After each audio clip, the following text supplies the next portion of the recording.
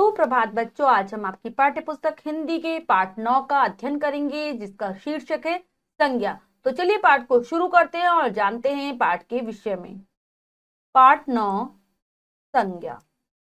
जो शब्द किसी व्यक्ति, स्थान, वस्तु, विचार या भाव का बोध कराते हैं उन्हें संज्ञा कहते हैं। तो ऐसे शब्दों को संज्ञा कहा जाता है जो किसी व्यक्ति, वस्तु, स्थान या फिर भाव का बोध कराएं। किसी व्यक्ति, वस्तु, स्थान या भाव के नाम को संज्ञा कहते हैं। इनमें से किसी भी चीज का अगर कोई नाम है तो वो संज्ञा है। निम्नलिखित वाक्यों को ध्यानपूर्वक पढ़िए और समझिए। दादी जी रामायण पढ़ रही हैं, छवि झूला झूल रही है, नींबू में बहुत खटास है, घोड़ा दौड़ रहा है। उपयुक्त वाक्यों में दादी जी, छवि और घोड़ा प्राणी के नाम है, रामायण झूला तथा नींबू वस्तु के नाम है तथा खटास गुण है। ये सभी संज्ञा शब्द हैं। तो हमने उदाहरणों के माध्यम से देखा कि दादी जी रामायण पढ़ रही हैं, छवि झूला झूल रही है, नींबू में बहुत खटास है, घोड़ा। तो ये सारे जो नाम आए हैं, ठीक है, इन शब्दों के जो नाम है वही संज्ञा है। तो किसी प्राणी का नाम हो, किसी व्यक्ति का नाम हो, वस्तु का नाम हो या फिर कोई भाव हो, ये सभी के जो नाम होते हैं वो संज्ञा कहे जाते हैं। संज्ञा के भेद। संज्ञा के जो भेद हैं, संज्ञा के निम्नलिखित 3 भेद हैं: व्यक्तिवाचक संज्ञा, भाववाचक संज्ञा और जातिवाचक संज्ञा। तो ये तो हम जान ही चुके हैं कि व्यक्ति, वस्तु, स्थान या भाव के नाम को संज्ञा कहते हैं और संज्ञा के 3 भेद होते हैं। अब हम इसके बारे में विस्तार पूर्वक पढ़ेंगे कि क्या होते हैं भेद और किस प्रकार से हम उनका प्रयोग करते हैं। तो सबसे पहले है व्यक्तिवाचक संज्ञा। सबसे पहले व्यक्तिवाचक संज्ञा। किसी व्यक्ति, वस्तु, स्थान, पशु, पुस्तक आदि के विशेष नाम को व्यक्तिवाचक संज्ञा कहते हैं। जैसे अभी, छवि, हिमालय, चेतक, गंगा, यमुना, बाइबिल, गीता, भारत, चीन, जापान। ये संज्ञाएं एक एक के लिए ही प्रयुक्त होती हैं, इसलिए इन्हें व्यक्तिवाचक संज्ञाएं कहते हैं। जब भी हम किसी व्यक्ति, वस्तु, स्थान, पशु इनके नामों को बताते हैं, इनको एक विशेष नाम देते हैं, तो वो व्यक्तिवाचक संज्ञा होती है। जैसे अभी, छवि, हिमालय, चेतक, हम किसी का भी नाम ले लें, लेकिन साथ ही साथ उस नाम का एक वचन में होना अनिवार्य है। अगर वो एक वचन में नहीं होगा तो वो व्यक्तिवाचक संज्ञा के अंतर्गत नहीं आएगा। किसी व्यक्ति का नाम, वस्तु का नाम, साथ ही साथ बस उसमें ये होना है कि वो एक हो, एक वचन में। जातिवाचक संज्ञा। जो नाम एक जैसी अनेक वस्तुओं के लिए प्रयुक्त होते हैं वे जातिवाचक संज्ञा कहलाती हैं। जैसे मनुष्य, पशु, पक्षी, लड़का, लड़की, पेड़, पत्ता, बेल, देश, नदी, पुस्तक, विद्यालय आदि। और जब वही नाम किसी ऐसी वस्तुओं के लिए प्रयुक्त हो जाए, किसी ऐसे स्थानों के लिए प्रयुक्त हो जाए जो एक से अधिक है, तो वो जातिवाचक संज्ञा होगी। क्योंकि जातिवाचक संज्ञा हमेशा समूह में रहती है, वो बहुवचन में प्रयोग होती है जातिवाचक संज्ञा। तो उदाहरण है मनुष्य, पशु, पक्षी, लड़का, लड़की। ये कभी एक नहीं होते, ये पूरे समूह को इंगित करते हैं, पूरे समूह के बारे में बताते हैं, इसलिए ये जातिवाचक संज्ञा है। अब आती है नेक्स्ट है हमारी भाववाचक संज्ञा। जो नाम किसी व्यक्ति, वस्तु, स्थान आदि के गुण, भाव, आकार, प्रकार आदि को बताते हैं वे भाववाचक संज्ञा कहलाती है। भाव देखे या स्पर्श नहीं किए जा सकते, इन्हें अनुभव किया जाता है। अच्छाई, बुराई, मोटापा, बुढ़ापा, बचपन, मिठास, कड़वाहट, लंबाई, चौड़ाई इत्यादि सभी भाववाचक संज्ञाएं हैं। तो ऐसे नाम जो किसी व्यक्ति, वस्तु, स्थान के गुण को बताए, उसके भावों को बताए, उसके आकार और प्रकार को बताए, तो वो भाववाचक संज्ञा होंगी। भाववाचक संज्ञा में क्या होता है कि इसे ना तो हम छू सकते हैं, ना हम इसे देख सकते हैं, केवल हम इसे अनुभव कर सकते हैं। उदाहरण है अच्छाई, बुराई, मोटापा, बुढ़ापा, ये सभी भाववाचक संज्ञा के उदाहरण हैं। कुछ लोग इन तीनों संज्ञाओं के अतिरिक्त समूहवाची तथा द्रव्यवाची संज्ञा भेद भी मान लेते हैं, परंतु उनकी गणना जातिवाचक संज्ञा में ही की जाती है। जैसे सेना, कक्षा, मंडली, झुंड इत्यादि समूहवाची शब्द हैं, परंतु सेनाएं आदि अनेक होती हैं, अतः ये शब्द जातिवाचक संज्ञा के भेद में ही मान लिए जाते हैं। इसी प्रकार दूध, घी, पानी, लोहा, तांबा आदि द्रव्यवाचक संज्ञाएं हैं। इनके भी अनेक भेद होते हैं, जैसे गाय का दूध, बकरी का दूध, इसलिए इनकी भी गणना जातिवाचक संज्ञा में ही की जाती है। तो क्या कह रहे हैं कि कुछ लोग होते हैं कि वो कहते हैं कि समूहवाचक संज्ञा अलग है और द्रव्यवाचक संज्ञाएं अलग हैं संज्ञा की, इनको दो अलग भेद मानते हैं। लेकिन जो समूहवाचक जो संज्ञा होती हैं उनकी क्या होती है, वो अनेक होते हैं, कभी वो एक वचन में प्रयोग नहीं होते, इसलिए उनको भी जातिवाचक संज्ञा के अंतर्गत ही रखा जाता है। जैसे सेना, कक्षा, मंडली, झुंड आदि। और ऐसी द्रव्यवाचक संज्ञा होती हैं, उनको हम क्या करते हैं, वो भी अनेक में प्रयोग होती है, उनके अनेक भेद होते हैं द्रव्यवाचकों के भी, इसीलिए वो भी जातिवाचक संज्ञा के अंतर्गत ही रखे जाते हैं। जैसे दूध, घी, पानी, क्योंकि कभी एक द्रव्य नहीं होता, इसीलिए ये भी जातिवाचक संज्ञाओं में ही आते हैं। भाववाचक संज्ञा की रचना। अब हम जानते हैं कि हम भाववाचक संज्ञाएं किस प्रकार से बनाते हैं, उनकी रचना किस प्रकार से होती है। भाववाचक संज्ञा की रचना निम्नलिखित शब्दों से की जाती है। जब भी भाववाचक संज्ञाएं बनाई जाती हैं तो वो निम्नलिखित प्रकार से बनाई जाती है। सबसे पहले जातिवाचक संज्ञा से। जातिवाचक संज्ञा से भाववाचक संज्ञा किस प्रकार से बनाएंगे, उदाहरण के माध्यम से समझते हैं। दो कॉलम में जातिवाचक संज्ञा फिर भाववाचक संज्ञा, तो कि पहले में जातिवाचक संज्ञा और दूसरे में बताया कि किस प्रकार से बनाएंगे। तो चलिए पढ़ते हैं। विद्वान, विद्वान से हम बनाएंगे विद्वता। माता से मातृत्व बन गया। नेक्स्ट है लड़का, लड़का से बन गया लड़कपन। गुरु, गुरुत्व। मनुष्य, मनुष्यता, मनुष्यत्व भी बनता है। भाई, भातृत्व। पंडित, पांडित्य। बच्चा, बचपन। मानव, मानवता। इंसान, इंसानियत। विधवा, वैधव्य। दानव, दानवता। अब है सर्वनाम से किस प्रकार से बनाई जाती हैं। सर्वनाम, निज, निजता। मम, ममत्व या ममता।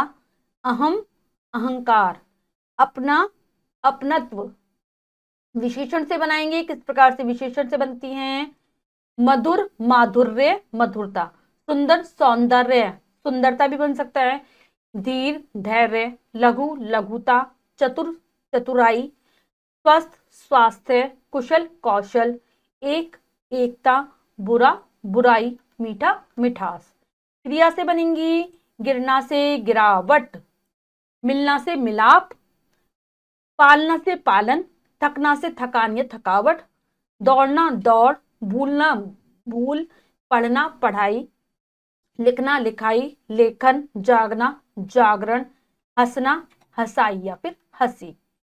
अब हमने यहाँ पर बच्चों जाना संज्ञा के बारे में कि किस प्रकार से संज्ञा हम किसी व्यक्ति, वस्तु, स्थान या भाव के नाम को कहते हैं।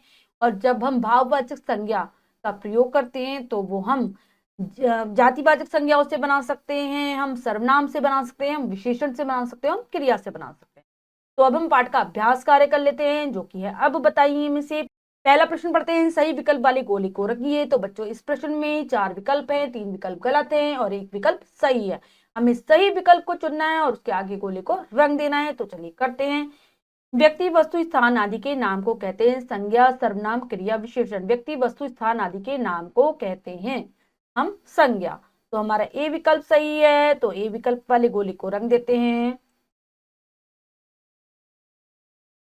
संज्ञा के भेद हैं 2, 3, 4, 8। तो संज्ञा के कितने भेद हैं, 3 भेद हैं। बी विकल्प हमारा सही है।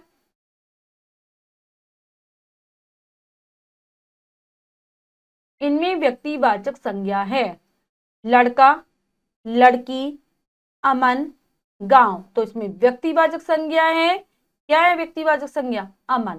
सी, क्योंकि हमेशा जो व्यक्तिवाचक संज्ञा होती है वो किसी एक चीज का बोध कराती है, एक वचन में होती है, तो अमन। इनमें भाववाचक संज्ञा है मिठास, खटास, ईमानदारी। ये सभी, तो ये सारी ही भाववाचक संज्ञाएं हैं। तो हमारा जो डी विकल्प है वो सही हो जाएगा। लगाते हैं डी विकल्प पर। नेक्स्ट करेंगे, संज्ञा शब्द को रेखांकित कीजिए और उनके भेद लिखिए। तो यहाँ पर बच्चों कुछ वाक्य दिए गए हैं जिनमें से हमें संज्ञा शब्द के नीचे रेखा खींचनी है और उसका भेद बताना है। तो चलिए कर लेते हैं। सबसे पहले, भारत वर्ष हमारी जन्मभूमि है। तो यहाँ पर हमें दिखाई दे रहे हैं कि कौन कौन से संज्ञा शब्द हैं। सबसे पहले है भारतवर्ष, और जन्म भूमि। तो भारतवर्ष में कौन सी संज्ञा हो जाएगी? ये किसी देश का नाम है तो ये हो जाएगी व्यक्तिवाचक संज्ञा। व्यक्तिवाचक संज्ञा और जन्मभूमि। जन्मभूमि ये हम कभी एक वचन में प्रयोग नहीं कर सकते, जन्मभूमि और भी देशों की हो सकती है, तो ये हो जाएगी जातिवाचक।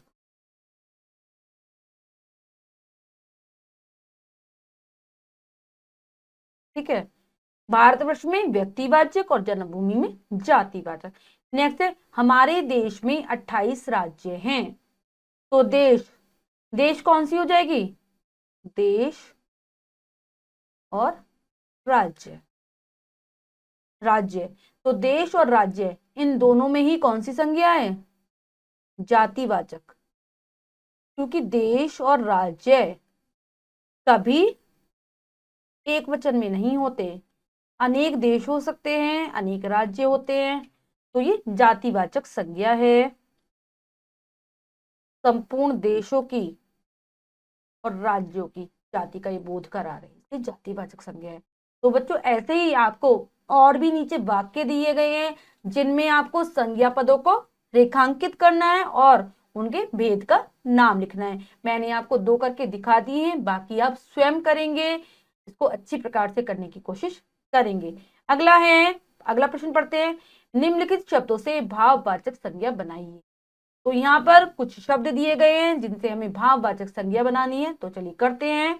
लड़का, लड़का से बन जाएगा लड़कपन, लड़कपन। स्त्री, स्त्री से स्त्रीत्व,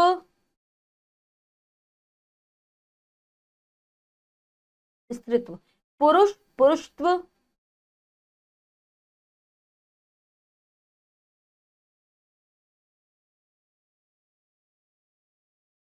पुरुषत्व। झूठा, झूठा से क्या बनेगी? झूठ। चोर, चोरी, चोर से चोरी। पंडित, पंडित से पांडित्य, पंडित से पांडित्य।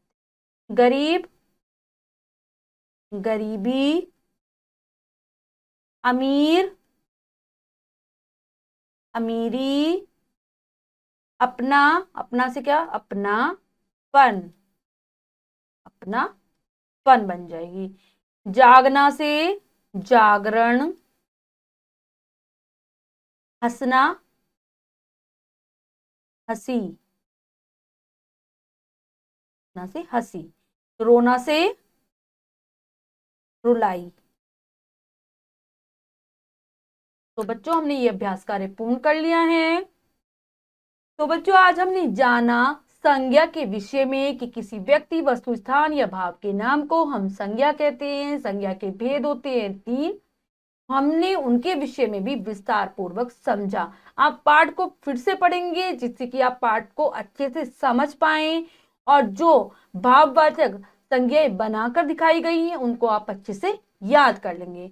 अभ्यास कार्य को पूर्ण कर लेंगे। मिलते हैं अगली कक्षा में नए पाठ के साथ, तब तक के लिए स्वस्थ रहिए, प्रसन्न रहिए। धन्यवाद।